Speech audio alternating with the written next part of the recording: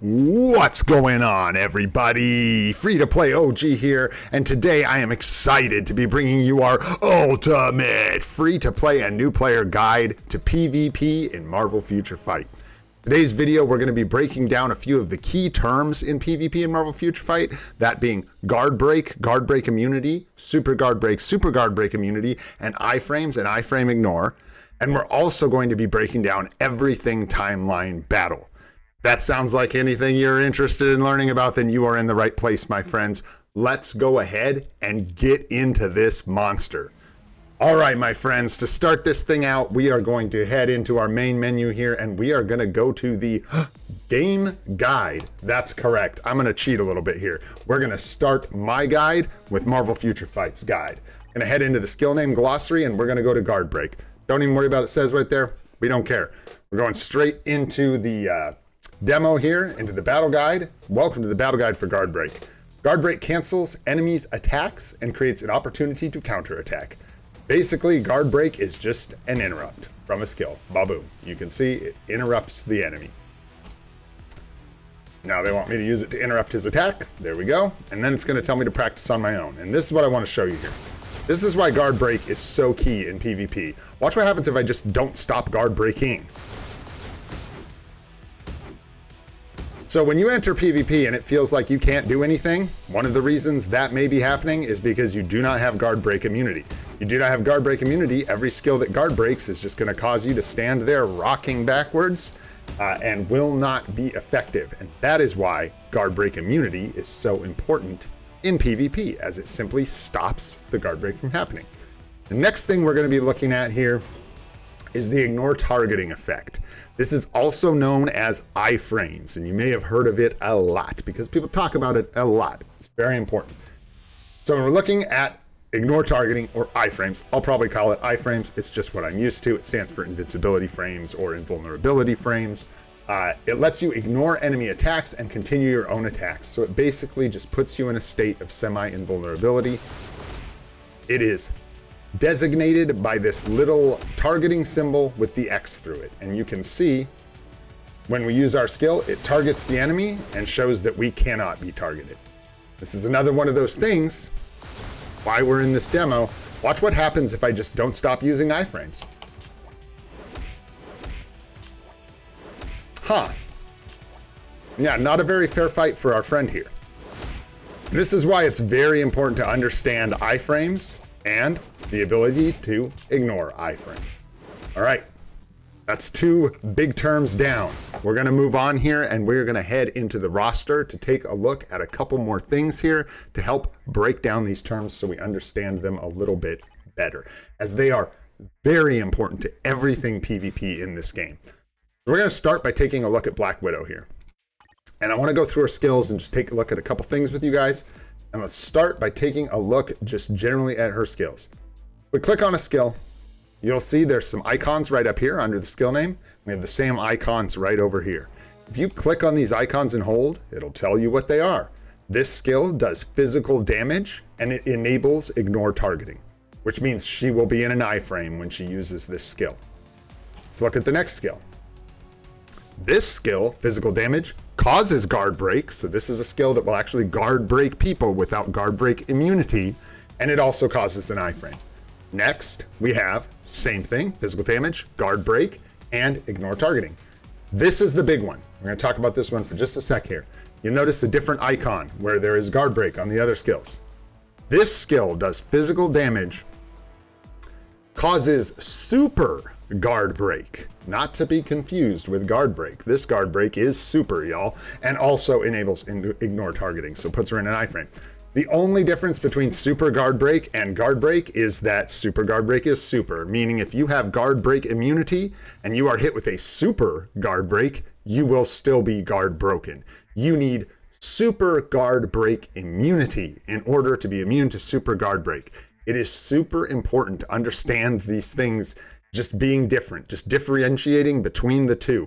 Super guard break immunity typically comes from CTPs, or some characters inherently have it, but it's generally a much more valuable and much more harder to acquire stat for PvP. Super guard break immunity, that is. Super guard break itself is more common. And then the other thing we need to talk about here with this particular skill is this bit of orange text right here. And this is the other major ability that we're going to talk about in this video, and that is enables attacking enemies who have activated the ignore targeting effect. When you see this on a skill, it simply means that Black Widow can attack someone in an iframe with this skill. She will ignore the fact that they're in an iframe and just swing in and attack anyways. An absolutely vital skill to PvP characters, and a lot of the times you'll hear the big content creators talking about characters, and they'll be asking, you know, where's the iframe ignore? All this character needed to be a viable PvP character is iframe ignore, and that's because without it, like I just showed you with Spider-Man, someone goes into iframes and you can't break them out, they're essentially invincible, and you will just stand there while they run circles around you in iframes. So you need some way to break into them. That's why this skill is so important. All right, moving on to the next thing I want to talk about here, and that's old Stony Tank. Let's take a look at Stony Tank's kit here. We're gonna head in here to Stony Tank. So Tony's got a bunch of skills that put him in iframes. This one does not. And also cause regular guard break, right? So ignore targeting here, he gets another iframe. This is guard break, but no iframe on precision bombing. But this is the skill we want to take a look at here. Tony Stark is not a PvP character. He is a PvE character. However, he does have this interesting fifth skill, which is a very long iframe where he goes up in the air and does his attack. And it also has super guard break. Super guard break isn't so common for characters like this, and I'm going to show you here in just a second how this can play into early game PvP and big broad modes like Alliance Conquest and stuff like that. And we are good to go do that. So let's head out of here. And I am going to take us over to a clip that I recorded, and I apologize for my terrible content creation in Windows Media Player here, but we're gonna go ahead and play this clip. And this clip's coming at you at half speed, so we'll actually be able to see what's going on. And all this is a friendly match and timeline battle between me with some fodder characters and Black Widow, and then somebody else who had Tony and some characters that I could actually see some of the abilities we're talking about when I fought with them. I'm gonna go ahead and let this play here, and I'll sort of give you a play-by-play as we watch it. So Dazzler's gonna go in here and get completely obliterated. You can see there, Moon Knight entered an iframe. Dazzler couldn't attack. She gets clipped, instantly done.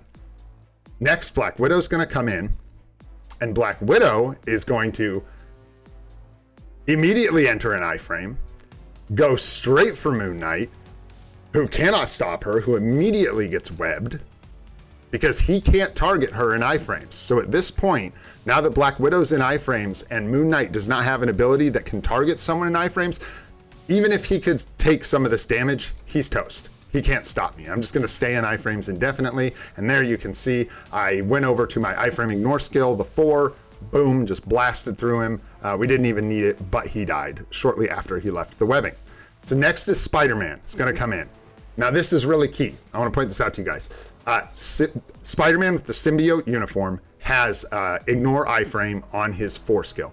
So he's going to come in here, and you can see I'm in an iframe on Black Widow, and he's going to immediately attack me because he's going to go straight into that 4 skill, boom, and ignore my iframes and just come in anyways. I'm pretty sure my Widow actually gets super guard broken here. It's really hard to see. And then I just stand there because I can't penetrate his iframes because our iframe ignore skill is on cooldown. And then 3, 2, 1, the webbing breaks. Boom, we're able to penetrate his iframes. And there we go, and he goes down. Now this last part of this video is really cool. In my opinion, I actually think this is neat to have captured. Next, Tony Stank's gonna come in. And old Tony Baloney is going to immediately use his 5th skill and go into this iframe. So you'll see he rises up in the air and gets the iframe. I'm also in an iframe currently, but one thing to notice about our Widow right now, our ignore iframe skill is on cooldown for 6 more seconds. So watch what happens here.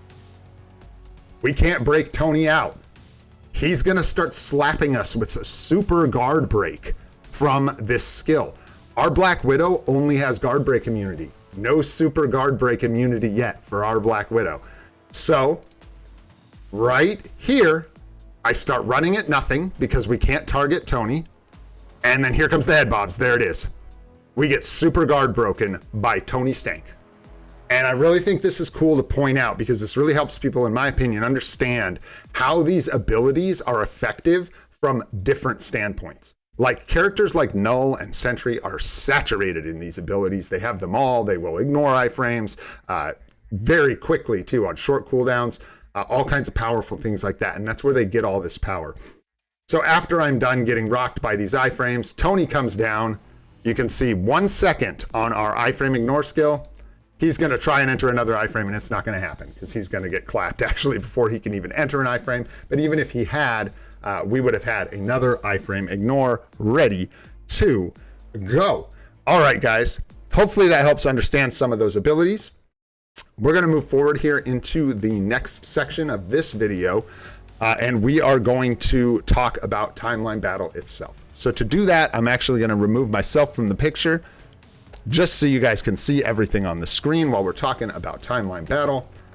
Head back over to the game, into the arena, into timeline battle, and let's break this thing down, guys. So looking at this window, let's go down like we're in bronze and it's our first time coming into timeline battle. Right here in this main window, you can see the top 100 players in whatever rank you are currently looking at. So if that's bronze, is bronze, we will see the top 100 players in bronze. Okay? And you can go up and down here, look through them. And the biggest part, if you're pushing in timeline battle, that you're going to want to pay attention to is this top 20 players. And I'll explain why that's so important in just a moment. But looking at the top 20, I want you to notice this little magnifying glass with the person on the right here. You can click this, and we can see what our opponent is using for their timeline battle team. We can see their win-loss ratio. And most importantly, guys, in this menu, you can come down to the lower left here, and you can challenge to a friendly match. This is so huge when you're pushing timeline because this allows you to find out who you beat, who you can beat, and who you cannot. There are no penalties for losing these matches. They are completely just for practice or for friends. If you actually want to fight your friends, you can use the friendly match feature.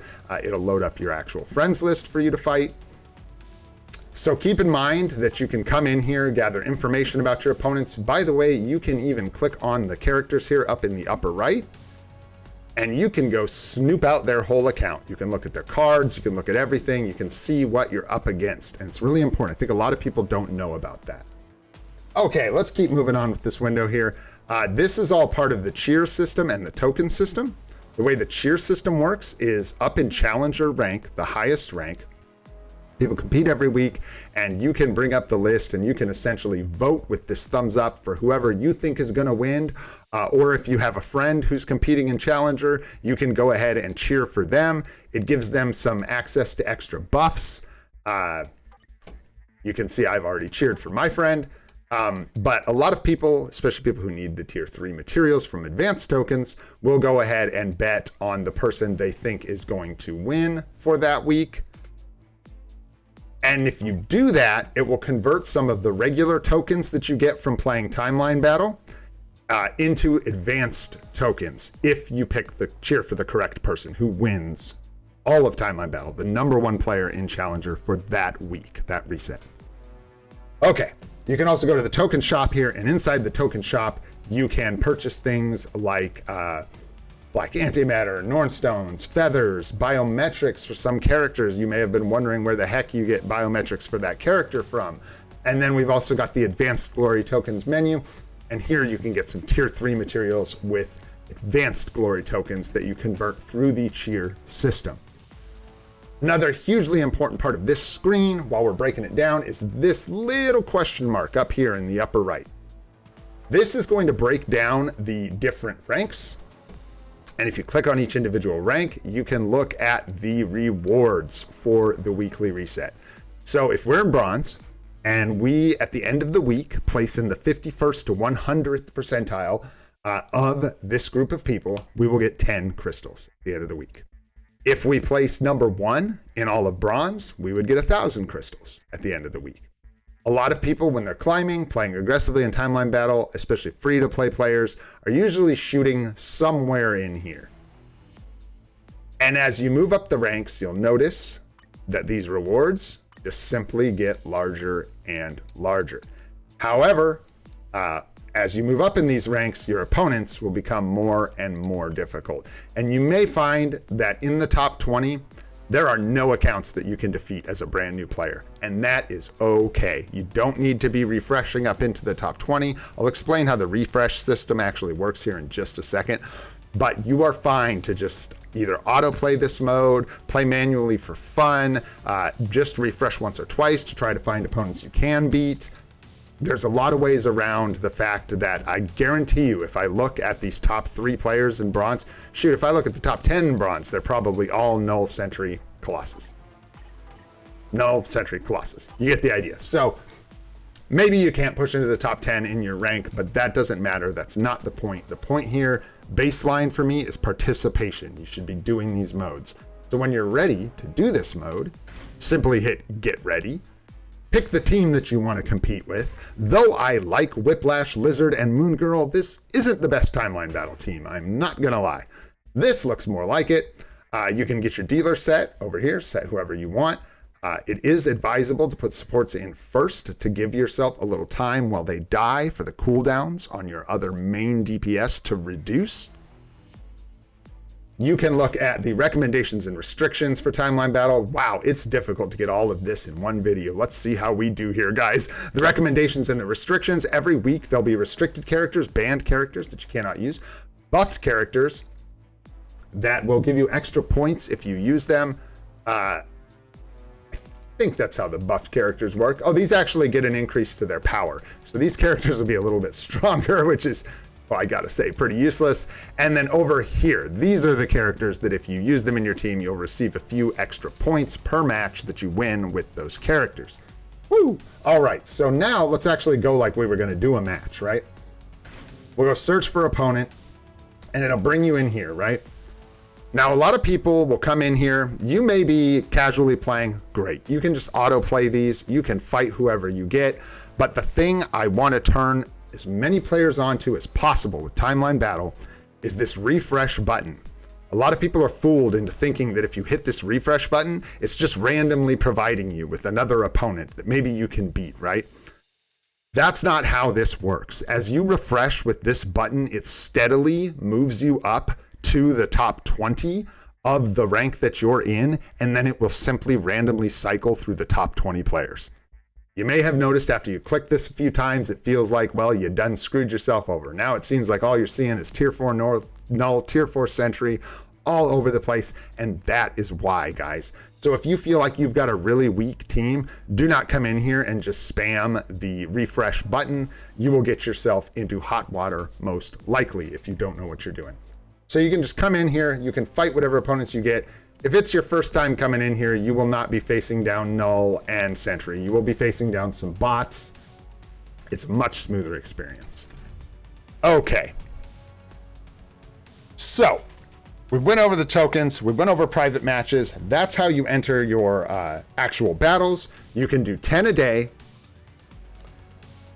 The next thing I want to show you guys, or the next section I want to talk about, hopefully kind of briefly, is climbing for crystals. How you actually climb in timeline battle. This is sort of a complicated subject and one not a lot of people know a lot about, and it's kind of a bit of like a hush-hush secret, but we're blowing the lid off this thing. So basically, when you're, say we're in gold, right? We're competing in gold this week, and I want to try and get in the top 1%. The way I'm going to do that is by coming in here and stalking the top 20. I'm going to be watching the top 20, probably come in here and check several times a day if I'm serious about it, maybe 5, I don't even know, 10 times a day. I'll come in here and look.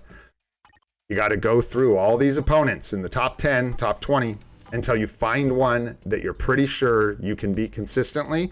And you don't even have to be pretty sure. You can come in here and test it. So come in here, fight your opponents, find someone that you can beat, right? I'm going to take us over to one more video clip here to show you guys basically the process of farming somebody in timeline battle to gain rank, right? So basically, when we find the person that we want to farm, we are going to, in this case, I am looking for, we're going to refresh up into the top 20 to find the person we're looking for. And in this case, this is when I was pushing gold. This is a video of me pushing gold.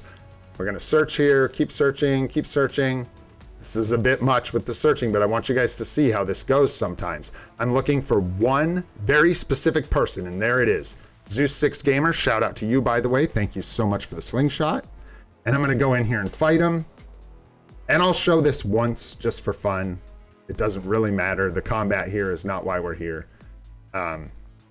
But you can see I was able to manipulate this fight so that I could consistently kill the magic, consistently kill the null. Takes a sec with the null. There we go. Null goes down. Sentry comes in, and I can consistently kill the sentry. He goes down pretty easy for the first life, and then when he comes back the second time, I have a pretty surefire way of getting through him. He almost killed me here, I think, with the CC, but we broke out of it. Anyhow, like I said, not the point. We end up getting the W. All right, I go back, I search again, and boom. I'm immediately going to go look for that same person. And I'm doing this quickly because I don't want them to fall out of the top 20. I don't want the top 20 to shift and then the one person I can beat to fall out before I can farm my 10 wins. So I'm in here just spamming this. Shout out to Anaz. Not too fast because I don't want to go past the person. This is random. This is a 1 in 20 chance as far as I know. It's completely random. 1 in 20 in the top 20 to find the person you're looking for. Boom, found him again. So we go in, I'll fast forward through the gameplay this time, no need to watch it again. But what I do want to show you guys is here at the end, one more click, there we go, here at the end, okay, we're farming the same person over and over again, so we're getting this win streak bonus. And I wanted to point this out. You do get a win streak bonus to your points that you get every time, and you also get this ace bonus points. This is another thing I want to point out. You get this ace bonus points if you use the same single character to defeat all 3 of your opponent's characters. So it doesn't matter that my Agent Venom died right out the gate. What matters is that my Null killed all 3 of my opponent's characters, and it gives me these extra points. Between the win streak and the ace, that's 15 extra points when you're climbing. I really want to make sure I point those out to people so that you know about them when you're moving forward with pushing timeline battle. So basically that's how you refresh. And then I'm gonna go back through, I'm gonna do the same thing. And I do this 10 times. Shout out again to Anaz, that guy's absolutely awesome. All right, dudes, we're gonna head back over to BlueStacks here. We got a few more things to look at, a few more things to talk about. I know this is gonna be a long one again. Thanks for bearing with me. Okay, so we need to look at the reward structure. So when you push, you can use your 10 entries, right? Once they're gone, you may have noticed that there's an option to refill your entries. We might as well have my beautiful face here again. To refill your entries. When you refill your entries, it costs crystals. I believe it's 125 crystals. When you are pushing in timeline battle, you may be able to hang out in the top 2, 10. I was rank 1 in platinum 2 days ago. That doesn't matter. What matters is the end of the day right before reset, and what matters the most is the end of the day right before reset when the actual period ends for this timeline battle round. People will refresh with crystals right at the end and farm to try and shoot up to the top of the ranks, and they will. That's how people land number 1, number 2. These guys with stacked accounts, really good PvP characters, are going to intentionally skyrocket up to the top. That doesn't mean we can't be winners. It just means you need, as a free-to-play or new player, low spender, to adjust for the fact that you are going to be blasted down in the rankings at the last minute. So just know that. I believe in gold when I was pushing this last week. I went from rank 12 to rank 54 or something like that in a matter of hours. And I did do 1 crystal refresh and had one of the most stressful timeline battle moments of my life, but actually managed to place rank 46. And by doing that, by farming all week long, trying to stay on the top, by using one crystal refresh right before the end of the round to keep myself in the top 50, I netted 500 crystals on my free-to-play account. That's a big deal. That's why this matters, and that's why when people ask me if free-to-play accounts should or can compete in PvP in this game, I always tell them yes. Get in there. Go beat some people up. Get yourself some crystals, yo. And even if you're not doing well, these crystal rewards are super important.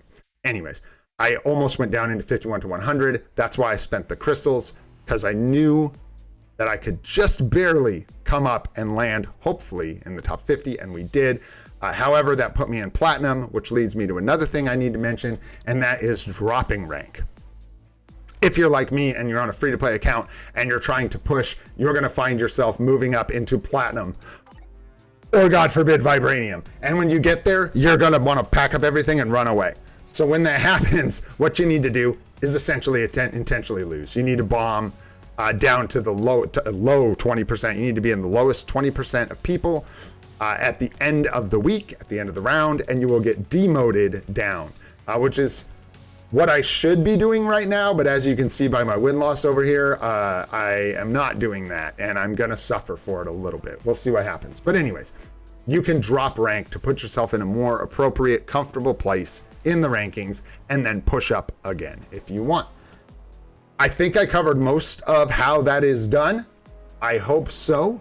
We're going to move on because, believe it or not, we got a whole bunch more stuff to talk about here. All right, guys, getting into the next thing we're going to talk about, how do you make a timeline battle team? Who do I bring in here? Who should I call up? Who's my friends when it comes to timeline battle? Well, you know I made some infographics, baby. Let's get into them.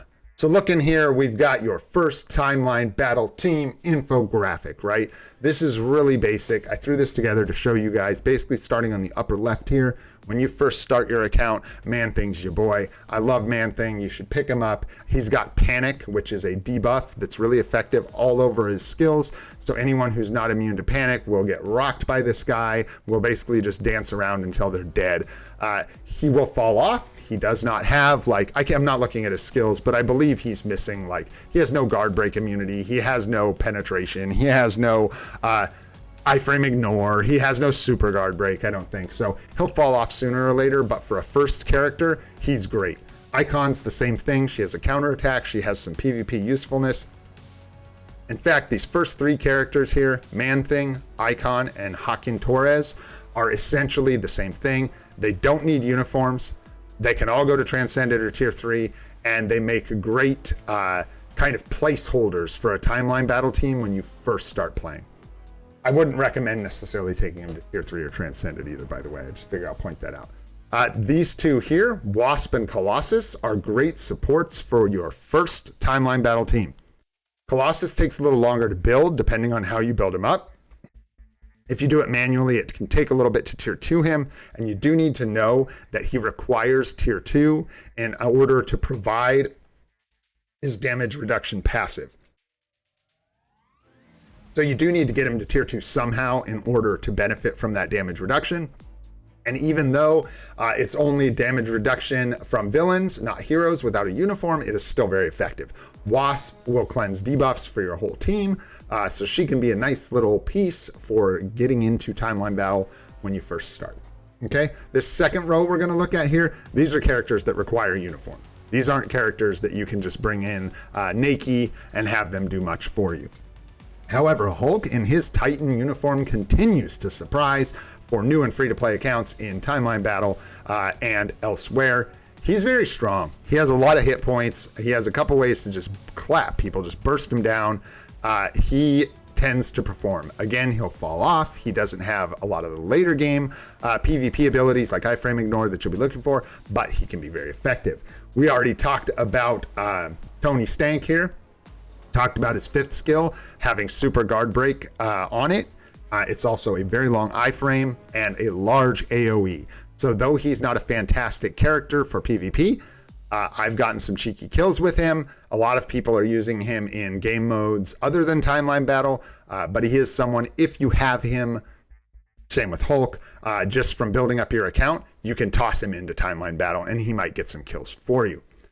These three here, Captain America, Spider-Man, and Black Widow, are all from the Tier 3 guided quest.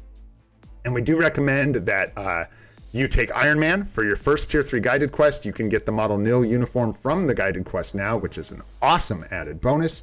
But take Tony, you'll just get the resources back since you'll already have him tier 3 from the login. So that's a really clutch play for your first tier 3 guided quest. But for the second one, you don't have as good of options. You have these 3 characters are the only ones I would recommend out of that tier 3 guided quest after Iron Man's done. Captain America, I think, is pretty much hands down considered the best out of these 3 characters right now. He has some PvE value, can hit pretty hard in PvE actually, and he can do okay in PvP. I'm gonna just kind of assume that you don't have the weapon hex seasonal uniform, zombie seasonal uniform. As a free to play, you definitely don't, and as a new player, you probably don't.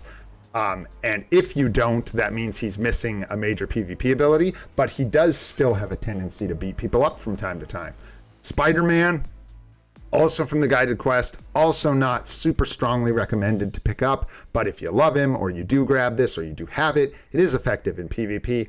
Spider-Man can be a bit unpredictable in my experience. Sometimes he'll kill a native tier 3, tier 4, and sometimes he just falls over. I haven't quite worked out all the details with him, but that's been my experience so far. Black Widow, to me, is definitely the more PvE oriented of these 3. She does okay in PvP, but she definitely screams, give me super guard break immunity. So something I'm working on, and I'll see how that goes, but she does have iframe ignore. She does have a lot of PvP utility to her kit. So you may want to consider investing in one of these 3 for PvP to get you started early. They're not like go out and get these recommendations, but they're there. And then the last row here is kind of the first real timeline battle team that you're going to make. Right now, Null and Sentry are huge. They're both in a way free to play friendly because you can acquire them both as a free to play player, just either from World Boss Legend for Null or from the Epic Quest for Sentry, which makes them both relatively easy to acquire. They both need uniforms, but they are incredibly strong and meta right now. So shifting into one of these guys might be a good priority for you once you're moving into a serious timeline battle team. Also, Colossus with this uniform is kind of the bread and butter right now for timeline battle teams that I'm seeing in the ranks I'm in. And I think even as you get a little higher, people are still running Null, Sentry, Colossus with the Hellfire Gala uniform. This provides the damage reduction to both heroes and villains and is an incredibly strong PvP uniform. I want it. I'm currently figuring out how to get it. There you have it. Hela is also worth pointing out simply because, to me, she offers a large damage bonus against heroes, which helps go nuclear on people's sentries. And I think that's one of her biggest uses right now. She's also good for stalling with her artifact, as it gives her, I believe it's immortality on her artifact and allows her to stall out longer so that your cooldowns can reduce on your main DPSs.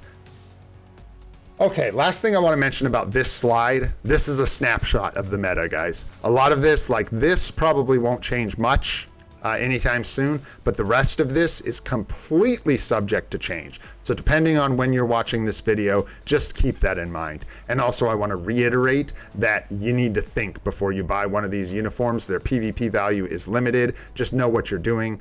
They're all just PvP relevant native tier 1s that you can get through a tier 3 guided quest, so I thought I'd throw them. All right, guys, moving on to the next slide. And you know it's gonna be some tips, baby. So let's get into it. Play on manual, guys. If you auto, you're gonna lose a lot. I'll tell you that right now.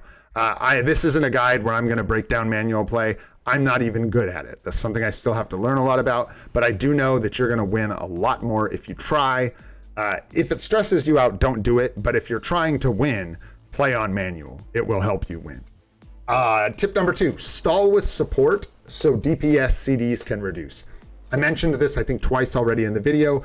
You want to make sure your supports are entering the battle first so that as they die, your main DPS, whether that's Sentry, Null, or both, or whoever it is, have their cooldowns reducing while your supports are in play. That way, when they enter the battlefield, they're closer to or ready to start attacking with their skills, because everybody starts a timeline battle fight with their skills in the process of cooling down. Next one, understand guard break and super guard break. This is really important. A lot of people talk about this stuff, but we went over it at the beginning of this video, and I hope it was clear enough to understand exactly what's going on with these skills. You feel completely lost if you don't know what's going on. You won't know why your characters are just head rocking and standing there. So understanding this stuff is absolutely crucial. Go back into the game guide and go into the glossary to check these things out if you feel like you need to. I'm selling out my own videos, undercutting my own videos by doing that, but go ahead and go in the glossary. Learn from there if you need to, and know where to get super guard break immunity. This is huge for timeline battle. Anyone outside of people who natively have it, right? So this is generally going to come from mighty CTPs. That is going to be the place you get super guard break immunity almost. I mean, it may be the only place you can get it. I haven't checked every artifact in the game or a couple other niche places, but mighty CTPs are kind of the go-to for getting characters super guard break immunity, and some characters inherently have super guard break immunity. Just know who has it, who you need to get it for, and know where to get it and how you're getting it. Next, we've got wait till closer to reset to push, but don't pass on opponents you know you can defeat. This is really important. It's easier to climb up to the top of the ranks without being pushed back down the longer you wait to push, but the longer you wait to push, the more you risk there not being an opponent you can defeat in the top 20 and you being at the end of the reset and having to just deal, right? So if it's maybe 8 hours before the reset, but I see a person I know I can beat in the top 6, I'm taking them down. I'm going to go for it. So don't stall out too long waiting. But do know that the longer you wait, the less you'll be pushed down in any given day. Less score is better than losing. Losing costs you a lot of score. Fighting someone who gives you a little less score, but you know you can beat, is way more consistent and will help you pushing a lot more than risking losing. So try not to be too risky if you're pushing for crystals. This is, again, about dropping rank, which is really important. Some people are going to get frustrated. You need to get in that bottom 20, so force those losses. Force losses during a round to drop rank if needed. Don't just put it on auto. Actually go and refresh until you get teams that will kill you and get yourself destroyed. So you've got that massive loss ratio and you actually get demoted. It's pretty disappointing to try and get demoted and end up rank 30 and then just be stuck where you're at. Or not rank 30, excuse me, the 30th percentile as opposed to the bottom 20%. Excuse me. Next tip, use opponent info and friendly match features to find targets to push. Showed you these features, absolutely crucial. Practice your battles against people you're going to push against. If you think it's close, maybe do a set of 5 practice matches against someone to make sure that you don't lose if you're serious about pushing. Give yourself a real sample size. The fact that you can attack someone multiple times and practice before you do it for real is absolutely huge and a tool you gotta use if you want to get them crystals. Cheer for a winner in Timeline Battle for Advanced Glory tokens if you need tier 3 materials. I should have put here. If not, cheer for someone else or for a friend if you don't care. Or keep the regular tokens if you prefer to have those for the materials they can buy, like feathers and stuff. But just don't forget about this before reset. You may want to get the advanced tokens. If you don't, like I said, you can forget about it. But most people with new and free-to-play accounts are really hungry for tier 3 materials. And this is a way you can get some extra ones, so don't sleep on it. Last, certainly not least, don't underestimate PvP rewards in Marvel Future Fight. We get crystals every week from Timeline Battle. Crystals, baby. And if you push just a little bit, or if you push a lot, sometimes, like I said, last week I netted 500 crystals from Timeline Battle. I was jumping up and down. That was the first time that's ever happened for me, I think to that degree, 500 crystals ever in this game. And it was a big deal, and all it took some effort was a lot of effort on the account, but a little bit of effort in Timeline Battle, pushing in gold, and I managed to get a bunch of crystals. So don't underestimate those rewards. I know this is a Timeline Battle portion of this, what is going to be insanely long guide series, but It's true for other PvP modes as well, guys. Titan Battle Arena, Otherworld Battle. Do not sleep on the rewards from PvP. This is not Marvel Future Fight from 2018. PvP is relevant now, guys. Oh, I got some dry mouth going on, baby. That's a lot of talking. All right, my friends. I think that's just about everything I was able to put together for this part of the guide. Keep your eyes out for part 2. Will be coming soon. I'll be going over debuffs, debuff removal, and Team Battle Arena in part 2. Thanks so much for hanging out, guys. Thanks so much for the support. If you learned anything, you liked the video, go ahead and hit that like button. Helps out a lot. If you want to see the live stream series that we're doing every day at 8:30 a.m. Pacific time on the channel, go ahead and hit that subscribe button. And we also have more guides coming in the near future. I'm Olden Gray. This is Free to Play, and I hope you all have a spectacular day. Now get in there and get some crystals, baby. All right.